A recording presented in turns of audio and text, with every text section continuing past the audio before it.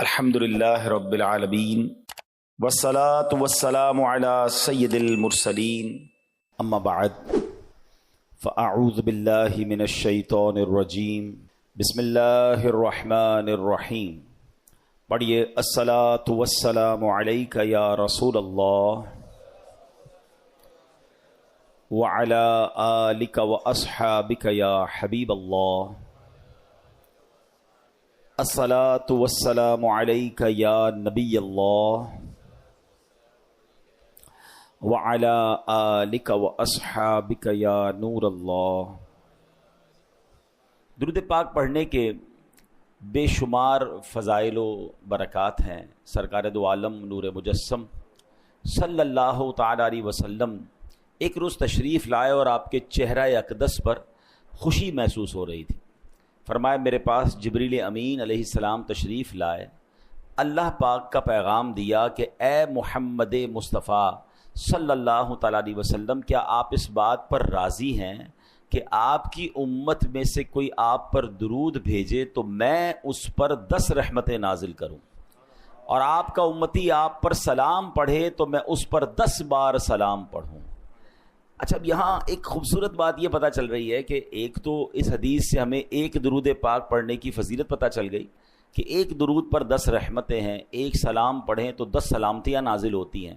مگر ایک اور خوبصورت بات یہ پتہ چلی کہ سرکار دو عالم صلی اللہ تعالیٰ علیہ وسلم کا ہم گناہ گاروں سے پیار کیسا ہے کہ درود کون پڑھے گا؟ ذرا جواب دیجئے. ہم پڑھیں گے. رحمتیں کس پر نازل ہوں گی؟ ہم پر نازل ہوں گی. ہم اگر سلام پڑھیں گے تو سلامتی کس پر نازل ہوگی؟ ہم پر. اور خوش کون ہو رہا ہے؟ نبی پاک راضی ہو رہے ہیں. یہ ذرا سمجھیے گا. کسی اپنے کو تحفہ ملے، کسی اپنے کو انعام ملے تو خوشی ہوتی ہے نا. تو نبی پاک اپنی امت سے کتنا اٹیچڈ ہیں اور کتنا محبت فرماتے ہیں کہ خوشی مل رہی ہے کہ میری امت مجھ پر درود پڑے گی تو ان پر رحمتیں نازل ہو جائیں گی. تو یہ پتہ چلنا چاہیے کہ سرکار دو عالم علیہ الصلوۃ والسلام ہماری نیکیوں سے، ہماری اچھی باتوں سے بھی راضی ہوتے ہیں کہ میری امت اچھے اعمال کر رہی ہے اور وہ جنت میں جائیں گے. تو ہمیں نبی پاک علیہ الصلوۃ والسلام کی رضا کے لیے بھی درود پاک بھی پڑھنا ہے، خوب نیکیاں بھی کرنی ہیں، اور اپنے آپ کو انشاءاللہ گناہوں سے محفوظ بھی رکھنا ہے. آئیے مل کر محبت کے ساتھ درود پاک پڑھ لیں. صلو علی الحبیب صلی اللہ تعالی علی محمد صلی اللہ علیہ وسلم. آج قرآن پاک کی کون سی آیت اور اس پر ہم جو گفتگو کریں گے، ہماری کوشش یہ ہوتی ہے کہ کچھ قرآن کی باتیں کی جائیں، کچھ قرآن سے میسج لیا جائے. تو آج قرآن مجید فرقان حمید کی آیت ہے. اللہ کریم قرآن میں ارشاد فرماتا ہے، پارہ نمبر 1 ہے، سورہ بقرہ ہے اور آیت نمبر ہے 85. بسم اللہ الرحمن الرحیم. افتؤمنون ببعض الکتاب وتکفرون ببعض فما جزاء من يفعل ذلك منكم الا خزي في الحياة الدنيا ويوم القيامة يردون الى اشد العذاب وما الله بغافل عما تعملون. آسان ترجمہ قرآن کنز العرفان. تو کیا تم اللہ کے بعض احکامات کو مانتے ہو اور بعض سے انکار کرتے ہو؟ تو جو تم میں ایسا کرے اس کا بدلہ دنیاوی زندگی میں ذلت و رسوائی کے سوا اور کیا ہے، اور قیامت کے دن انہیں شدید ترین عذاب کی طرف لوٹایا جائے گا، اور اللہ تمہارے اعمال سے بے خبر نہیں ہے. اے میرے پیارے اسلامی بھائیوں، اس آیت میں جو ہمیں میسج دیا جا رہا ہے نا، وہ بڑا کمال کا میسج ہے. بیسیکلی شان نزول تو یہودیوں کے لیے تھا کہ ان سے اللہ کریم نے 3 باتوں کا تورات میں وعدہ لیا تھا. ایک دوسرے کو آپس میں قتل نہیں کرو گے، ایک دوسرے کو جلا وطن نہیں کرو گے، یعنی گھروں سے نہیں نکالو گے، تم میں سے کوئی شخص قید ہو جائے یا غلام بنا لیا جائے تو اسے خرید کر آزاد نہیں کرو گے. لیکن انہوں نے کیا کیا؟ 3 وعدوں میں سے 1-2 باتیں ماننا شروع کر دیں اور ایک اپنی مرضی سے قتل و غارت گری کرنے لگے. تو اب قرآن مجید فرقان حمید میں ان سے کیا کہا گیا؟ افتؤمنون ببعض الکتاب. تو کیا تم اللہ کے بعض احکام کو مانتے ہو؟ اور پھر کیا فرمایا؟ وَتَكْفُرُونَ بِبَعْضٍ. اور بعض سے انکار کرتے ہو، یعنی اپنی مرضی سے ایک حکم کو پک کر لیتے ہو، ایک کو چوز کر لیتے ہو، باقی چھوڑ دیتے ہو. اب جو یہ کرتا ہے تو پھر اس کے بارے میں اس کی سزا کیا بیان فرمائی قرآن نے؟ فَمَا جَزَاءُ مَن يَفْعَلُ ذَلِكَ مِنْكُمْ. یعنی کیا جزا جو کرے یہ تم میں سے، فرمایا الا خزي فی الحیات الدنیا، مگر رسوائی دنیا کی زندگی میں، یہ دنیاوی سزا تھی۔ اب مزید فرمایا وَيَوْمَ الْقِيَامَةِ يُرَدُّونَ إِلَىٰ أَشَدِّ الْعَذَابِ، اور قیامت کے دن انہیں شدید ترین عذاب کی طرف لوٹایا جائے گا۔ یعنی جو اپنی مرضی کا حکم مان لے، باقی کا انکار کرے، اسے دو سزائیں ملیں گی، دنیا میں بھی سزا ملے گی اور آخرت کا شدید عذاب بھی ملے گا۔ وَمَا اللَّهُ بِغَافِلٍ عَمَّا تَعْمَلُونَ، اور اللہ تمہارے اعمال سے بے خبر نہیں ہے۔ تو اے میرے پیارے اسلامی بھائیوں، یہاں ایک بڑا واضح قرآن کا میسج ہے۔ یقیناً یہ ان لوگوں سے فرمایا گیا، مگر یہ حکم ہم سب کے لیے بھی ہے کہ قرآن کے کچھ احکام، شریعت کے کچھ احکام مان لیے اور کچھ کو رد کر دیا ہے، کسی کا انکار کر دیا، فرمایا پھر اس کے لیے شدید ترین عذاب ہے، دنیا میں بھی اور آخرت میں بھی۔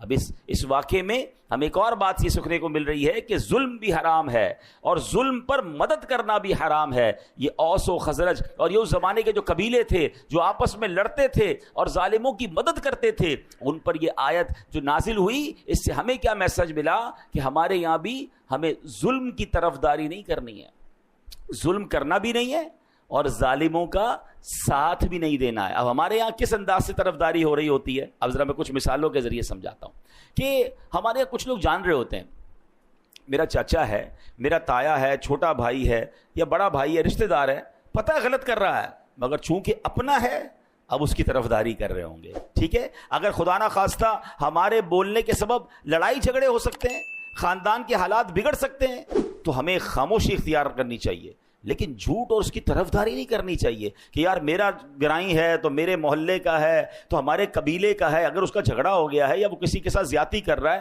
اور آپ کو بٹھا رہا ہے ساتھ کہ بھائی آپ بتاؤ میں غلط ہوں کہ صحیح ہوں، بھائی دو چیزیں ہیں، یا تو آپ کو لگتا ہے میں غلط کہوں گا تو لڑائی اور بڑھ جائے گی، یہ مجھ سے بھی لڑے گا، تو آپ خاموش ہو جائیں، مگر یہ نہ کہے کہ ہاں تم صحیح ہو، بھائی یہ میرا رشتہ دار بالکل ٹھیک کہہ رہا ہے۔ آپ کو فیصلہ انصاف کا کرنا ہے، آپ کو طرفداری ظالم کی نہیں کرنی ہے، کیونکہ یہی وہ غلطی ہے کہ کچھ قرآن کے احکام کو مان رہے ہیں اور کچھ جناب چھوڑ رہے ہیں۔ آگے سنیے، اب پارٹنر ہوتے ہیں دو، مل کر کام کر رہے ہیں، ہمیں پتہ ہے یار یہ پارٹنر ہے میرا، مگر یہ سامنے والے گاہک سے بات ٹھیک نہیں کر رہا ہے، یہ جھوٹ بول رہا ہے، یہ جھوٹ بول کے سودا بیچ رہا ہے اور اس نے ابھی سود پہ پیسے لیے ہیں یا فلاں غلط کام کیا ہے۔ ہم کہتے ہیں یار اب اس کی غلط اس کو کہیں گے تو کمپنی بیٹھ جائے گی، بیچتا تو مال بڑا اچھا ہے، جھوٹ بول کے بیچ تو آتا ہے، سودا سب سے اچھا بیچتا ہے جناب، کاروبار اس کو سمجھ بڑی ہے، کچھ بھی کر کے آئٹم بیچ کے آ جاتا ہے۔ اگر میں اس کا پارٹنر ہوں اور میں خاموش ہوں اور میں بلکہ طرفداری کر رہا ہوں، تو پھر آپ سوچیں کہ ہم کیا کر رہے ہیں۔ ہاں، ہمیں ایسے یا تو پارٹنر رکھنے نہیں چاہیے جو حرام کما رہے ہیں، کیونکہ قیامت کے دن ہم اگر اس کے پارٹنر ہیں تو اس کے حرام کاموں کا جواب بھی دینا پڑ جائے گا نا۔ بہت سارے شیئر کمپنی کے کاروبار کو جو علماء منع کرتے ہیں، اس کی ایک بڑی وجہ علماء یہ بیان کرتے ہیں کہ آپ جناب اس کمپنی میں ایک طرح سے پارٹنر بن جاتے ہیں، آپ کو کیا پتا اس کمپنی میں کیا کیا حرام ہو رہا ہے، اس کی بڑی تفصیل ہے، میں نہیں کہہ رہا سارا کام غلط، یہ سارا کام صحیح، آپ کسی صحیح عالم دین مفتی کے ساتھ بیٹھے تو صحیح۔ پارٹنر بننا آسان نہیں ہے کسی کا، اب اگر آپ کسی بھی چیز کے پارٹنر ہیں تو اس کے اچھے کے بھی پارٹنر ہیں، اس کے برے کے بھی پارٹنر بن گیا، تو یہ سوچنا ہوگا کہ کہیں میں غلط کام کی طرف تو نہیں جا رہا۔ اسی طرح لوگ معاذ اللہ آج کل کیا ہوتا ہے، کچہریوں میں جھوٹی گواہیاں دے رہے ہیں، اللہ اکبر، حالانکہ معلوم ہے کہ جھوٹی گواہی دے رہا ہوں، ظلم ہو رہا ہے، مگر کہیں یہ ایسا نہ ہو کہ کسی مظلوم کے ساتھ برا ہو جائے اور کسی ظالم کا فائدہ ہو جائے، تو پھر دنیا اور آخرت کے شدید عذاب کے لیے تیار رہیے۔ ایک بات یاد رکھیے کہ آپ کی لکھت سے، آپ کے کالم سے، آپ کی صحافت کی آواز سے، یا اگر آپ وکیل ہیں تو آپ کیس لیتے وقت بھی یہ دیکھیں، وکیلوں کو پتہ ہوتا ہے کہ میں جس کا کیس لے رہا ہوں یہ ظالم ہے یا مظلوم ہے، مگر اگر پیسے اچھے ملتے ہیں، اگر نام ہو رہا ہے، اگر شہرت ہو رہی ہے، تو کہتے ہیں یار ہمیں تو اپنے کیس سے مطلب ہے نا، تو کیا آپ قتل کرنے والے کو جو ہے وہ بے قصور ثابت کریں گے؟ آپ یہاں تو تھوڑے پیسے کما لیں گے، ہو سکتا ہے قانون کو ڈاج دے کے کیس بھی جیت لیں، اللہ کی بارگاہ میں کیا جواب دیں گے؟ کبھی بھی ظالم کا ساتھ نہیں دینا ہے، کبھی جھوٹی گواہی نہیں دینی ہے۔ دو باتیں ہیں، شریعت کہتی ہے اگر آپ ظلم کے خلاف آواز نہیں اٹھا سکتے تو کم از کم ساتھ تو نہ دینا ہے، آپ خاموش ہو کے سائڈ پہ ہو جائیں، لیکن یہ ہونا ضروری ہے۔ اور جو ماشاءاللہ کہتے ہیں نا حسینی قافلے کے سپاہی ہوتے ہیں، وہ تو ظلم کے خلاف کھڑے ہو جاتے ہیں اور پھر کھڑے ہوتے ہیں، نقصان ہوتا ہے تو وہ نقصان سے ڈرتے نہیں۔ بہرحال میرے پیارے اسلامی بھائیوں، ہم نے یہ بات سمجھنی ہے۔ اب آج کل ہمارے معاشرے میں ایک اور بڑا فتنہ آیا ہے، اور وہ کیا ہے؟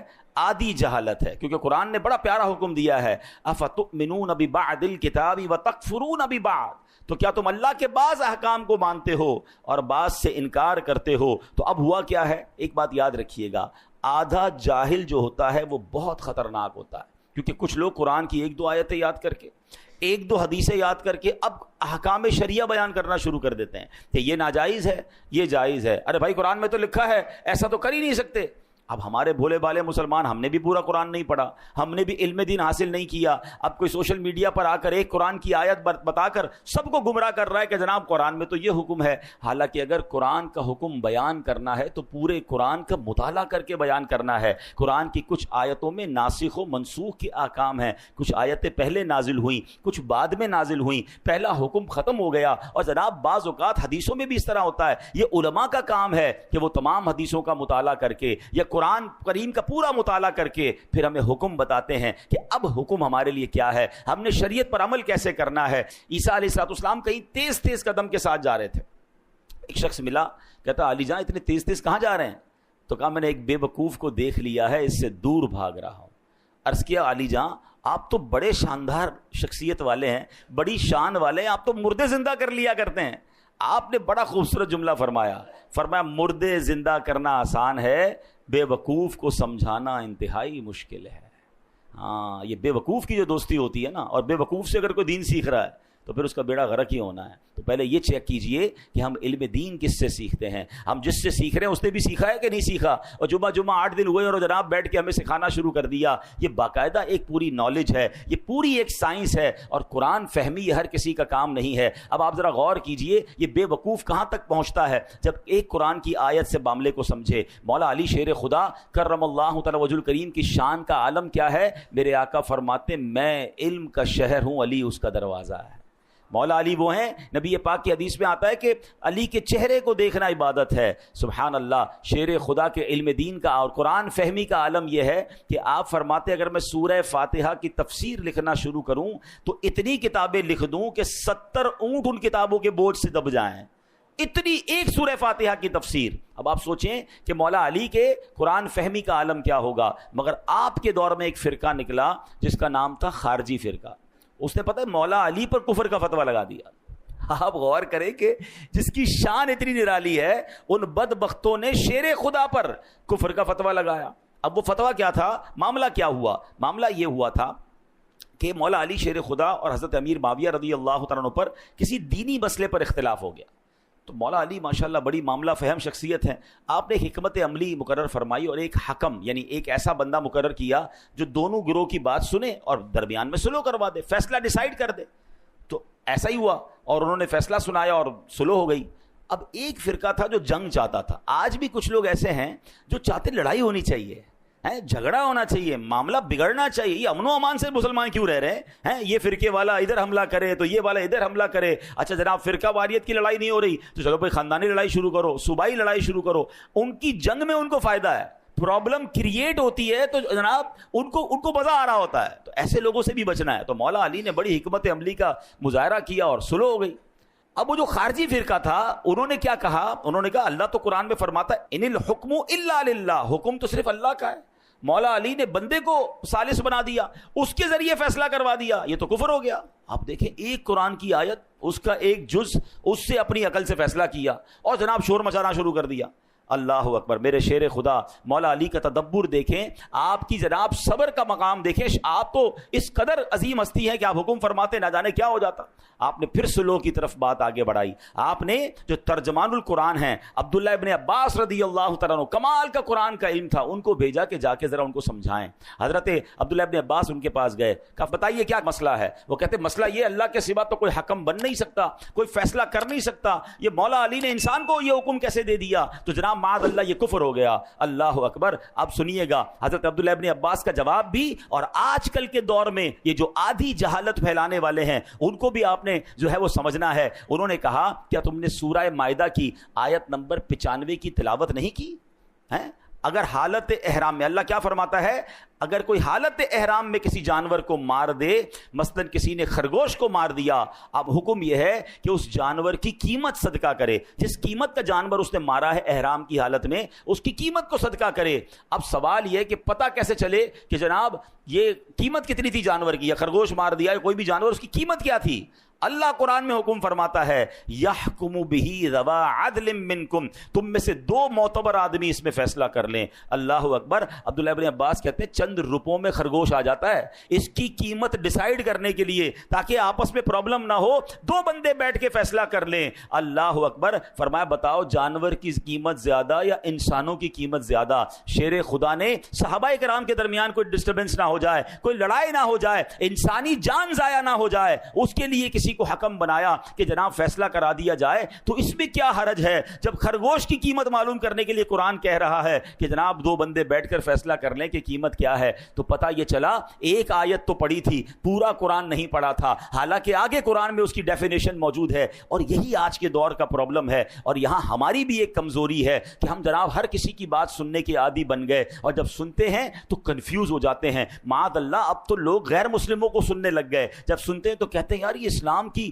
جو حقانیت ہے اس میں کچھ کنفیوژن ہے. ہمیں آ کے لوگ سوال کر رہے ہوتے ہیں اللہ تبارک و تعالیٰ ایک ہے, اس کی دلیل کیا ہے؟ اچھا اللہ ہے, اس کی دلائل بتائیے. اللہ اکبر. کیا آج ہمارے دین اور ایمان میں اتنی کمزوری آ گئی کہ جب جس کی جو مرضی ہو کوئی ایک بات کر دے اور ہم کنفیوز ہو جائیں؟ پھر اپنے عقائد پر, اپنے معمولات اہل سنت پر ہم کنفیوز کیوں ہوتے ہیں؟ کیونکہ ہمارے پاس بھی علم نہیں ہے. شیطان کو موقع ملتا ہے, وہ ہمیں ڈسٹرب کرتا ہے. تو خدا را سب سے پہلے یہ ذہن بنا لیجئے کہ ہم نے دین کس سے سننا ہے, دین کس سے سیکھنا ہے. بڑے سمجھدار لوگ بیٹھے ہیں. میں اگر آپ سے سوال کروں کہ جناب آپ نے اپنا گھر بنانا ہے تو گھر کس سے بنائیں گے, تو آپ کہیں گے بلڈر سے بنائیں گے. تو میں کہوں یار آپ نے کپڑے بڑے اچھے پہنے, لگتا ہے درزی بھی بڑا اچھا ہے, اسی سے گھر بھی بنا لیجئے, کپڑے بڑے اچھے سیتا ہے, آپ کا گھر بھی اچھا بنا دے گا. آپ کہیں گے جناب درزی کا کام تو کپڑے سینا ہے. مولانا صاحب آپ کی لگتا ہے طبیعت ٹھیک نہیں ہے, درزی کپڑے سیتا ہے, بلڈر جو ہے وہ گھر بناتا ہے. اچھا جناب, پھر اس کے بعد آپ کو جناب ڈاکٹر کی ضرورت پڑی,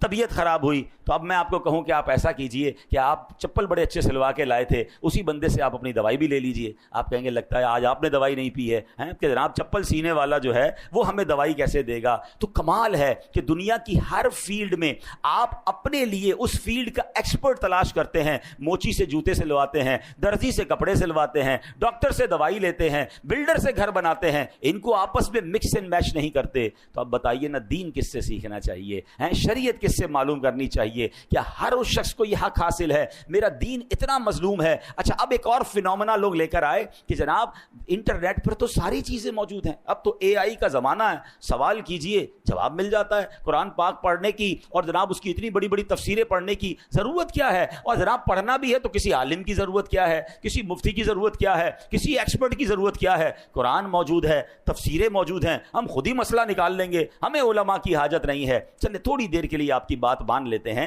کہ جناب کتاب سے پراپر علم مل جاتا ہے. ٹھیک ہے, کتاب میں سب چیزیں موجود ہیں. چلے اب میں آپ ہی کی بات آپ کی طرف دوبارہ بڑھاتا ہوں. اللہ نہ کرے آپ میں سے کسی کو کوئی پرابلم ہو جائے یا آپ کے گھر میں کسی کا آپریشن ریکوائرڈ ہو, تو جناب آپ بھی کتاب اٹھائیے کہ ٹانگ کا آپریشن کیسے ہوگا. بلکہ اب صرف کتاب نہیں ہے, یوٹیوب پر تو ٹیوٹوریل موجود ہے نا, ویڈیو بھی موجود ہے کہ یہ والا آپریشن کیسے ہوگا. تھوڑا مزید سوال اے آئی سے کر لیجئے کہ کون سا چاقو استعمال کروں, کون سی چھری استعمال کروں, پہلا کٹ کدھر لگاؤں. 2-4 دوست جمع ہو جائیں اور ٹانگ کا آپریشن گھر میں کر لیجئے, 2-4 لاکھ روپے بھی بچ جائیں گے. آپ کہیں گے یار کیا ہو گیا آپ کو؟ بھائی جان کا معاملہ ہے, کسی ایکسپرٹ سے کروانا پڑے گا. کتابوں میں ضرور لکھا ہے لیکن ٹانگ ضائع ہو جائے گی. دل کا آپریشن ہم نہیں کر سکتے, حالانکہ اس کا پورا طریقہ انٹرنیٹ پر موجود ہے. آپ کہیں نہیں, اس کے لیے برسوں کا ایکسپرٹ چاہیے. بلکہ آپریشن تو اس سے کروائیں گے جس کا آپریشن کرنے کا تجربہ بھی ہو اور اس کا آپریشن کامیاب بھی ہوتا ہو. 4 دوستوں سے بھی پوچھیں گے, 3 رائے لیں گے. ایک رائے پر بھی لوگ آپریشن نہیں کراتے. کرنا بھی یہ چاہیے کہ 3 طرف سے رائے لے کر پھر آپریشن کی طرف جانا چاہیے. آپ کہیں گے جان کا معاملہ ہے, جسم کا معاملہ ہے, باڈی خراب ہو سکتی ہے. سبحان اللہ, آپ نے میرا ہی جواب دے دیا حضرت. اب میرا ثواب سن لیجئے. مجھے ایک بات بتا دیجئے, کسی کی ٹانگ زیادہ قیمتی ہے یا اس کا ایمان زیادہ قیمتی ہے؟ میرے ایمان پر جس کی جو مرضی آئے چھری کانٹے لے کر آ جائے کہ میں تمہارا ایمان کا معاملہ ٹھیک کرتا ہوں, تمہارا دین میں تمہیں سمجھاتا ہوں, آپ پڑھ لینا, آپ ہی خود ہی قرآن سے اور تفسیر سے پڑھ لیں. آپ کہیں گے نہیں جناب, باقی دنیا کے معاملات میں جب ایکسپرٹ ریکوائرڈ ہے تو مجھے قرآن کے علم کے لیے بھی فہم القرآن والا مفتی اور عالم ریکوائرڈ ہے. برسوں جس نے پڑھا ہو, جس کی جناب تفسیر پر نظر ہو, جس کی عقائد مضبوط ہوں. ارے وہ خود اگر سچا نہیں ہے تو مجھے کیا دین سکھائے گا؟ تو اے میرے پیارے اسلامی بھائیوں, اے بھولے بھالے مسلمانوں, خدا را اپنی زندگی کا یہ آپ ذہن بنائیے کہ سب سے قیمتی سرمایہ تو ایمان ہے، اور ایمان کے معاملات میں، دین کے معاملات میں میں نے کسی ایکسپرٹ سے، کسی صحیح العقیدہ مفتی سے اور عالم دین سے انشاءاللہ دین پڑھنا بھی ہے، سیکھنا بھی ہے، اور آدھی جہالت سے بچنا ہے۔ جب آپ قرآن پورا پڑھتے ہیں، کبھی بھی کوئی ایک آیت سن کر، ایک حدیث سن کر کنفیوز نہ ہو جایا کریں، کسی عالم دین سے رابطہ کریں، وہ آپ کو بتائے گا کہ یہ آیت کے بعد یہ بھی تو آیت موجود ہے، یہ حدیث کے بعد یہ بھی تو حدیث موجود ہے، اور وہ ان دونوں کو سامنے رکھ کے جب آپ کو جواب دیں گے تو آپ کا ایمان تازہ ہو جائے گا۔ اللہ کریم ہمیں شریعت کے احکام کو صحیح طریقے سے عمل کرنے کی توفیق عطا فرمائے۔ اب یہاں پر میں چلیں ایک آیت اس لیے بتا دیتا ہوں کہ اس میں ہمارا انشاءاللہ آج کا ایک موضوع بھی ہے، وہ بھی کور ہو جائے گا، کہ اب جناب قرآن کی ایک آیت بیان کرنے والے کرتے بھی ہیں، ترجمہ کیا ہے؟ تم فرماؤ میں ظاہراً تمہاری طرح ایک بشر ہوں۔ اللہ نے اپنے حبیب کو کیا فرمایا کہ لوگوں سے کہہ دو میں تو تمہاری طرح کا ایک بندہ ہوں۔ اب کچھ جاہلوں نے، وہ آدھے جاہل ہے نا، کہ دیکھو نبی پاک خود کہہ رہے ہیں وہ ہماری طرح کے آدمی ہیں، اور تم کہتے ہو جناب وہ نور ہیں اور وہ جناب بہت عظیم ہستی ہیں، خود فرما رہے میں تمہاری طرح کا ہوں۔ تو قرآن ادھورا پڑھا، ایک آیت پڑھی، اب اگلی آیت سن لو۔ اللہ قرآن میں فرماتا ہے قد جاءکم من اللہ نور، بے شک تمہارے پاس اللہ کی طرف سے ایک نور آ گیا ہے۔ سبحان، پتہ کیا چلا؟ یقیناً میرے آقا بشر بن کر دنیا میں آئے ہیں، بلکہ یہ ہمارے جیسے بشر نہیں، اللہ پاک کا نور ہے جسے رب کریم نے دنیا میں بشر بنا کر بھیجا ہے۔ تو بات اگر پوری قرآن سے سمجھی جائے تو سمجھ آتی ہے۔ اب ان لوگوں کو کون سمجھائے کہ جو کہتے ہیں نبی پاک ہماری طرح کے ہیں؟ ارے جناب میں تو ہاتھ اٹھا کر کوئی چیز نہیں اٹھا سکتا، اور میرے آقا وہ ہیں جو اشارہ فرمائیں تو چاند دو ٹکڑے ہو جاتا ہے۔ ہماری گھڑی ہمارے قابو میں نہیں آتی ہے، اور میرے آقا دعا کریں، مولا علی کہیں کہ حضور نماز عصر چلی گئی ہے، اور میرے آقا دعا فرمائیں تو سورج کو واپس پلٹا دیں۔ تو ایسے کون کہہ سکتا ہے کہ ہمارے جیسے ہیں؟ اللہ اکبر! نبی پاک تو وہ ہیں جو وجہ تخلیق کائنات ہیں۔ ہی از the reason of the all creation۔ میں اور آپ تو دنیا میں آ گئے ہیں، مگر بتاؤ تو صحیح دنیا بنی کس کے لیے ہے؟ خود رب فرماتا ہے لولا کلما خلقت الافلاق، اے محبوب میں تمہیں نہ بناتا تو یہ دنیا ہی نہ بناتا، یہ کائنات ہی نہ بناتا۔ ارے جس کے لیے دنیا بنی ہے وہ میرے اور آپ کے جیسے کیسے ہو سکتے ہیں؟ اللہ پاک عمل کی توفیق